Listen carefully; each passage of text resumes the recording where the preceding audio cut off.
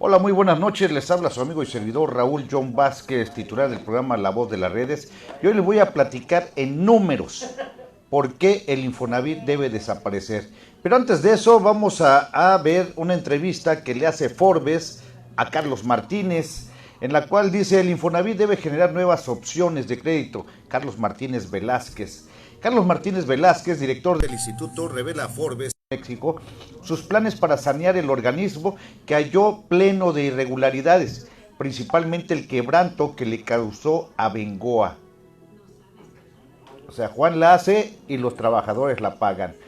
La misión de Carlos Martínez Velázquez, nuevo director del Instituto del Fondo Nacional de la Vivienda, Infonavit, será poner orden en la casa. Literalmente luego de que a su llegada en diciembre del 18 encontró que los créditos no satisfacían las necesidades de todos los derechohabientes, que lo que contratara el instituto está plagado de asignaciones directas y que la cartera vencida es alta, más del 5.7%.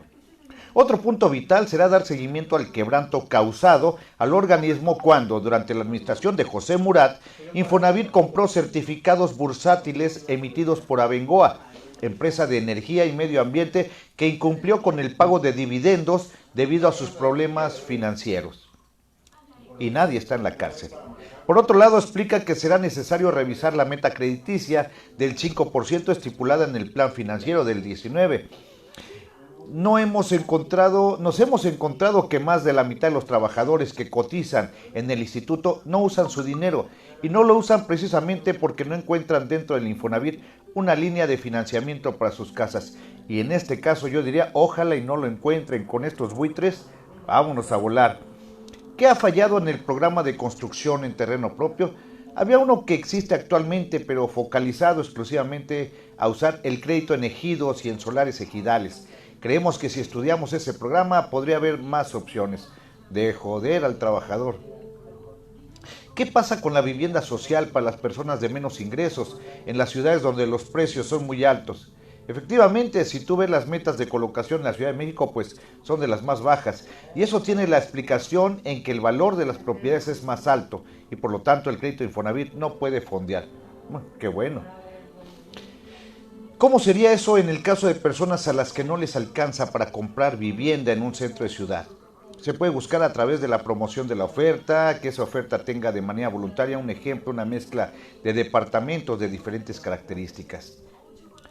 Eh, Esto, pues, fíjense, aquí han encontrado anomalías. Una es el quebranto de Abengoa. El Infonavit puso las demandas correspondientes aquí y en España en contra de la empresa. Lo importante es que no vuelva a suceder. Pero ya sucedió y ya fregaron a los trabajadores. ¿Has detectado otros riesgos de este tipo? Hay un portafolio de inversiones muy seguro que está invertido en papel gubernamental que prácticamente no tiene riesgo en el largo plazo. ¿No? Pues, pero mientras, ¿habrá consecuencias legales contra las administraciones anteriores, como en el caso de Alejandro Murat, por ejemplo, en el caso de Abengoa? Todavía no me han dado el reporte de lo que trae en la panza el comité de auditoría. Y mientras los trabajadores que sigan pagando. ¿Qué va a hacer el Infonavit para revertir la cartera vencida? Ha venido creciendo. En el sexenio anterior aumentó al doble el monto de su valor. Pero la causa de esto tiene que ver con una política de vivienda fallida y expansiva que se dio durante los años de Felipe Calderón y Vicente Fox. Muchas veces la cartera la ves 4 o 5 años después de que se originó el crédito. Con las medidas que se fueron tomando en el gobierno de Enrique Peña Nieto después de esa crisis de vivienda, por una política fallida, se estableció la SEDATU, se creó la Ley General de Asentamientos Humanos y ha habido nuevas normas para los polígonos de contención urbana, y eso ha generado una oferta distinta para los trabajadores. ¿Cuál es el ideal en cartera vencida? La cartera vencida total ponderada se estima al cierre del 18 en 5.7. Estuve viendo los benchmark del sector financiero y más o menos andan en el 2%. No nos podemos comparar con el sector financiero porque atendemos una parte de mayor riesgo, pero sí aspiraríamos a tener un menor índice. ¿Y la recuperación incluye quitarle la vivienda a la gente? Recuerda que en el caso del Infonavit, la propia ley prevé el esquema de cobranza social. Permites que haya más o menos un lapso de 2 años en los que junto con el trabajador ves opciones de pago antes de llegar a un proceso judicial. Pero no reconocen que los cobros son abusivos Eso es lo que no quiere cambiar en el Infonavit, esos cobros abusivos, pero van a encontrar formas para cobrar. Eso no se puede. Como ven, no cambia el discurso del Infonavit ni de Carlos Martínez. Te siguen viendo como un deudor y no reconocen que durante 30 años victimizaron al trabajador. Eso debe de cambiar. Por ejemplo, aquí hicimos una investigación precisamente para ver realmente si los datos que dijo Carlos Martínez eran ciertos. En números, datos y cifras, ¿por qué debe desaparecer el Infonavit? Esto lo tomo de una revista, de un portal en internet llamado Deolit, Servicios, Industrias. Esto es relacionado a la industria de la construcción, ¿sí? Para que no digan que invento los datos, pueden buscarlos en internet. La construcción es, en todas sus fases y según el Banco Interamericano de Desarrollo, una de las industrias más proclives a la corrupción. La razón, de acuerdo con el mismo organismo, es la ausencia de instituciones eficaces y efectivas. En México, esta situación se debe a diversos factores, entre ellos que el sector sea uno de los que más maneja grandes flujos de recursos, que aún existan procesos con una involucración alta del factor humano y la complejidad técnica que deriva en ajustes de diseño y por tanto impacta en sobrecostos. En ese sentido, y realizando breve diagnóstico de la industria, gran parte de los proyectos ejecutados representan sobrecostos. Incluso la Auditoría Superior de la Federación estima que la desviación promedio es de hasta 140%. Nada más, así que se los dejo de tarea. La corrupción es uno de los obstáculos más importantes que enfrentan los proyectos de infraestructura. Si consideramos el ritmo de inversión que se espera en infraestructura, simplemente para sostener el crecimiento económico, la previsión es que este problema puede volverse aún mayor.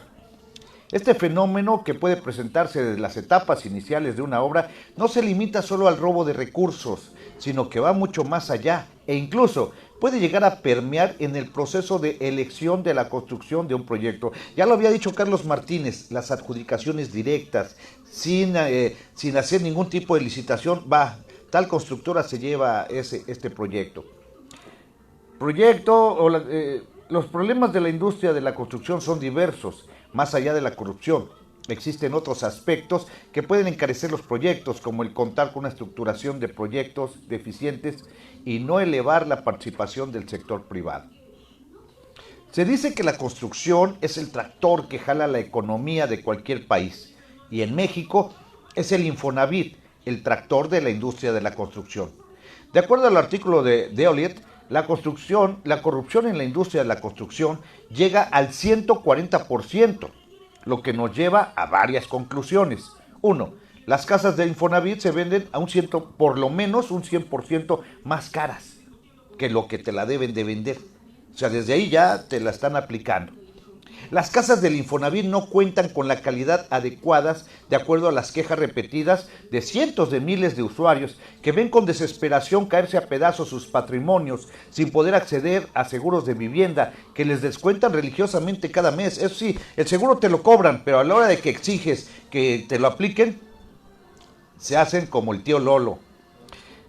Mal planeadas, problemas de cambios de uso de suelo, muy lejos de áreas de trabajo, con pocos o nulos servicios, fraudes en los terrenos. Nos hemos encontrado con que, pues ya cuando quieres escriturar, pues cuál si ni siquiera existe, era un ejido o algo por el estilo. O sea, muchas tranzas y más tranzas. El Infonavit se confabuló con la industria de la construcción, los despachos de cobranza, jueces y magistrados, hasta conformar una mafia perfecta que enfrenta hasta hoy con éxito al mismo presidente de la República, puesto que los esfuerzos y órdenes que se dan en ese sentido quedan en meros comentarios. No los obedecen, ni lo pelan. El problema es gravísimo, puesto que el crecimiento del país ya se ve afectado por la desaceleración en la industria de la construcción y que tiende a recrudecerse, puesto que es de todos sabidos la existencia de esa mafia que solo exprime a los trabajadores, los cuales veían en el Infonavit la única esperanza para obtener una casa como patrimonio y sostén en su vejez, y que hoy prefieren buscar otras opciones antes de caer en las garras de este nefasto organismo. La ecuación es sencilla: a menor crecimiento, mayor desempleo, y el Infonavit experimentará un crecimiento más fuerte aún en su cartera vencida, sumado a la disminución en la colocación de nuevos créditos. El Infonavit, en lugar de tomar su rol de líder en la industria de la construcción, se convierte poco a poco en un lastre para México. Crea fama y échate a dormir. Y la fama de corrupción y agiotismo que hoy pesa sobre el Infonavit ya es irreversible. De ahí que la solución sea acabar con el Infonavit, Foviste, créditos de fondos de pensiones, Sedena, etc., y conformar un solo nuevo organismo que aglutine y solucione las necesidades de hogares que tiene un país que crece en población año tras año y que no encuentra casas suficientes para cubrir esta demanda. Los que defienden el esquema actual del Infonavit aducen que si se dieran a nuestras pretensiones de una reestructuración nacional, liberación de deudas y rectificación en condiciones de pago de saldos, la descapitalización resultante limitaría la entrega de nuevos créditos. Yo diría que limitaría la creación de nuevos esclavos. Personalmente, y de acuerdo a los datos encontrados sobre la corrupción en la industria de la construcción, si se cuida bien a las nuevas constructoras y se aplican las revisiones adecuadas, se podrán construir más y mejores casas a estupendos precios, sin tener que sentenciar a 30 años a quienes tengan la mala suerte de adquirir un crédito bajo el esquema actual. El terrorismo que se aplica en la actualidad y la incertidumbre del derechohabiente sobre la propiedad de su casa tienen que cambiarse por un esquema de seguridad en el cual la casa se convierta en un patrimonio familiar, derecho adquirido por el trabajador, y que sea imposible que éste sea desalojado. Los críticos de esa medida dicen que esta medida solo disparará la cartera vencida, puesto que sin la amenaza de perder la vivienda, el trabajador se volverá irresponsable y no pagará. A esos críticos les recuerdo que el 90% de los créditos actuales se pagan por medio de retención y que mientras el trabajador sea empleado formalmente, sus pagos se van a reflejar religiosamente. Recordemos que un enorme porcentaje de deudores es causado por las altas retenciones derivadas de cambios de empleo y de estatus. O sea, el mismo Infonavit genera su cartera vencida.